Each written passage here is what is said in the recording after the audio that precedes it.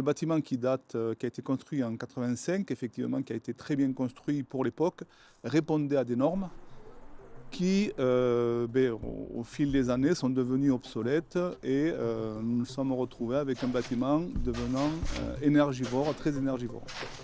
Donc l'idée, suite à ce diagnostic, était de savoir quelle priorité il fallait engager pour justement faire en sorte que ce bâtiment soit un petit peu plus rationnel par rapport à son utilisation et certainement beaucoup moins consommateur d'énergie et donc derrière qui engendrait un coût important pour la collectivité.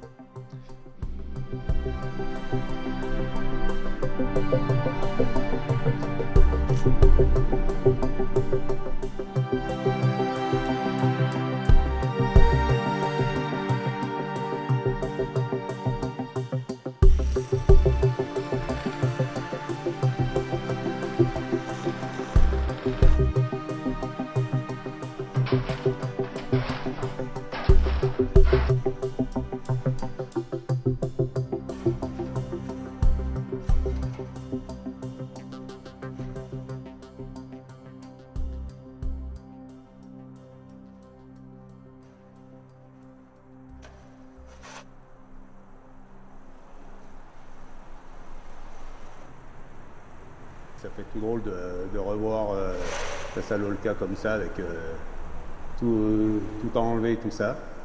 J'ai participé à la confection et la pose des fenêtres, plus le bardage extérieur, plus l'isolation.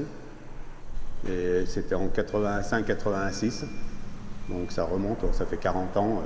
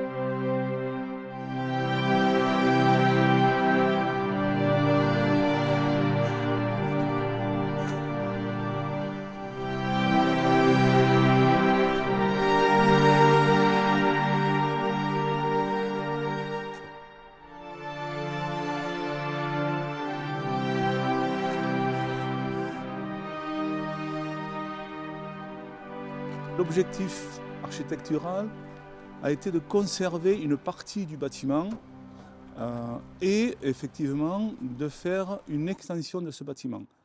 Ce bâtiment qui a effectivement une âme, puisque construit en 85, les Houchards se sont habitués à ce bâtiment et à toute l'activité que cela pouvait amener au village.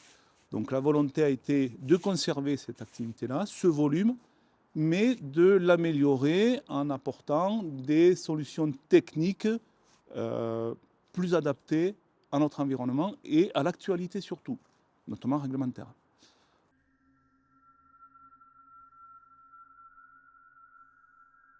Aux déperditions énergétiques, donc la question a été comment on peut maintenir un bâtiment qui a une âme, qui a une histoire, et en l'adaptant en l'améliorant et en le modernisant un petit peu.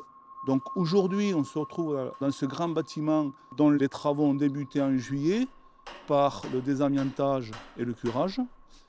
Nous attaquons actuellement la phase démolition, grosse œuvre, qui est très bien engagée. Donc pour la phase 1, elle est quasiment terminée. Donc il consiste en quoi? D'essayer de retrouver un volume qui sera un petit peu plus moderne et mieux adapté à l'utilisation que la commune souhaite faire de ce bâtiment.